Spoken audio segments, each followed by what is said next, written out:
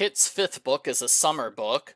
That surprised me because books 1 through 3 were October, November, December. Suddenly now it's August and Charlie's been away for 3 months? Talk about a big jump forward in time. Argo Font Book Review, Argo Font Book Review. Kit is annoyed she has to do chores instead of fun things. Who is she, Cinderella? A friendly 15-year-old named Texas Will arrives. He's a hobo. He travels all over the country on freight trains looking for work. For example, he offers to help pick the vegetables in exchange for some food. Will is so nice that Aunt Millie gives him a haircut, and the family lets him work a second day. Will talks about how he became a hobo. Sort of like Stirling's father, he ran away from his family to make it easier for them to find food. He demonstrates hobo sign language and talks a little about the jungle, which is the name for the hobo camp near the railroad tracks. Kit and Stirling get permission to visit the jungle and give Will some extra food. Kit is unhappy to learn the hobo camp is worse than she thought it would be. Will chose to be a hobo, but a lot of people didn't choose. Kit is especially sad to see a woman with 3 starving children. Very few people here have proper shoes. A pushy braggart named Lex shows up. He says he'll teach them how to jump onto a moving train. Will isn't so sure, but Kit thinks it'll be an adventure. She has to do it. Stirling insists on coming along. Both Stirling and Kit need help getting inside the moving boxcar. Kit feels great for a moment, but then things go south. Literally, they're going south to Kentucky, not north to Cincinnati. To make things worse, the train stops suddenly, and they're picked up by railroad bulls. Those are armed men who are hired by railroads to catch bums and empty boxcars. They're forcefully pulled out of the train and sent to jail in Spencerville for the night. Kit tries telling the sheriff that she's not a hobo, she actually lives here. The sheriff doesn't believe her, and when he realizes she's a girl, he moves her to a different jail cell.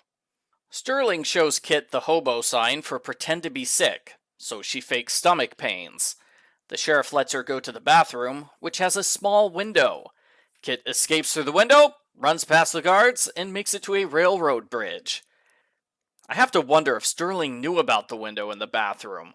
He couldn't have known about it because he didn't go to the bathroom himself, but if he didn't know about it, why did he tell Kit to fake being sick? Kit makes the scary and dangerous journey across the bridge in the dark. A narrow catwalk is the only walkway. When a train comes, Kit is forced to lie down and hug the ground so she won't be hurt. Kit rushes home and tells the adults what happened. They go to the jail, where Dad gets Will and Stirling out. Kit tells off the sheriff for being so mean to the poor hobos. Careful, Kit. You probably shouldn't antagonize the angry man who makes questionable arrests. The story ends here. I have a hard time believing that Kit doesn't get in trouble for what she did. She's a 4th grader who got herself and her friend in jail. And her only punishment is a mild lecture on using poor judgment? If I was her dad, she would be grounded until the Great Depression ends. The end. Post-book follow-up.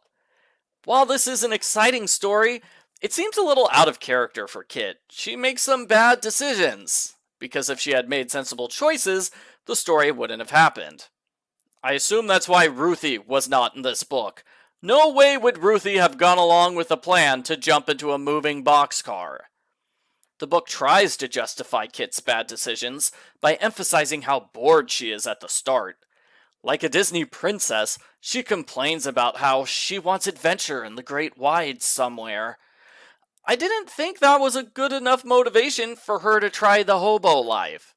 That's a far cry from her horror that her dad went to a soup kitchen in book 2.